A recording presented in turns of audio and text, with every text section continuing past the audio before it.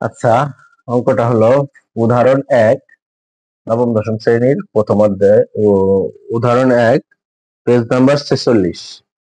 এখানে x+4x+5y এর বর্গ কত?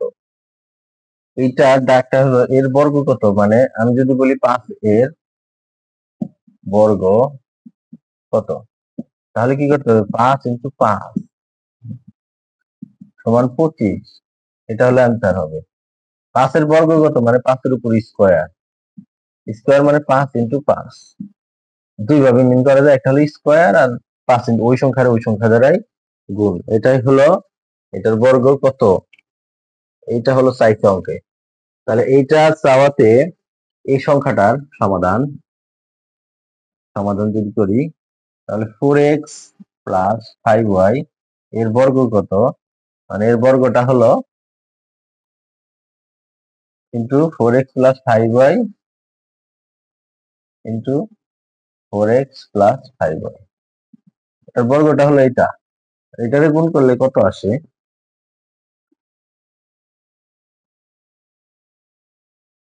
4 × 16 x² প্লাস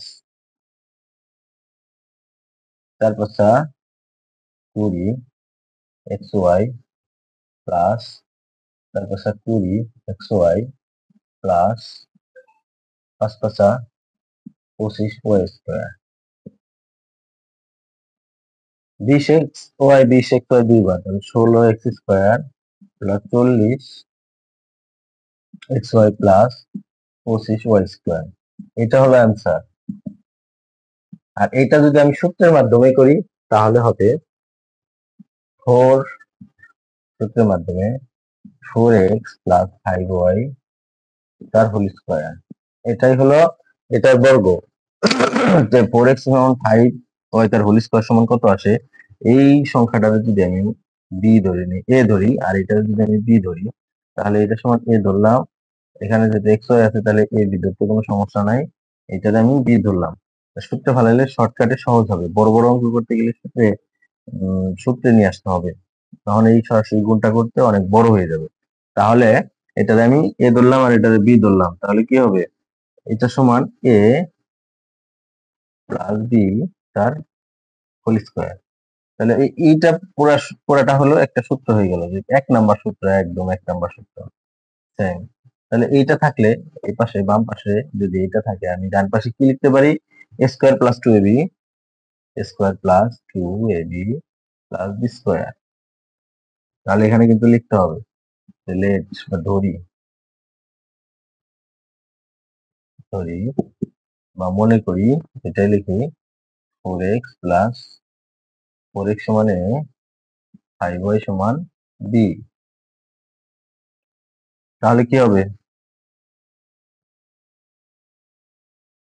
এর জায়গায় স্কয়ারের জায়গায় 4x বসে, এর জায়গায় 4x বসে, স্কয়ার প্লাস 2 ইন্টু এর জায়গায় 4x বসাইতে হবে, বির জায়গায় 5y আবার বসাই দিতে হবে, প্লাস বি স্কয়ার জায়গায় 5y তার হোল স্কয়ার। তাহলে 4 × 4 = 16x² প্লাস